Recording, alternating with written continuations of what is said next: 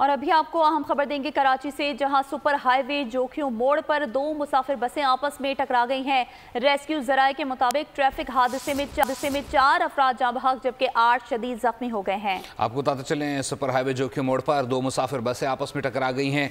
Traffic हादसे में 4 अफराद जाँ बहक और 8 शदीद जख्मी हो गए। इसी पर मजीद जान लेते हैं खुरम गुलजार से। खुरम, अपडेट कीजिएगा।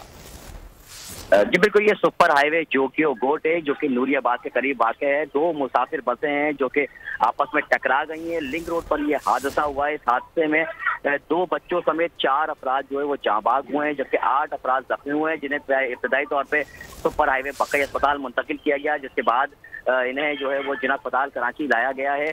जख्मियों की हालत जो है वो तशवीशनाक बताई जाती है, जबकि जो हादसे के मुकाम पे फौरी तौर पर मोटरवे पुलिस पहुंच गई, जो कि इलाका मकीन जो थे उन्होंने इब्तदाई तौर पे अपनी मदद आपका तहत जख्मियों को वहां से उठाया और अस्पताल मुंतकिल किया। बाद ईजी एम्बुलेंस के जरिए इनको कराची जिला अस्पताल मुंतकिल किया जा रहा है।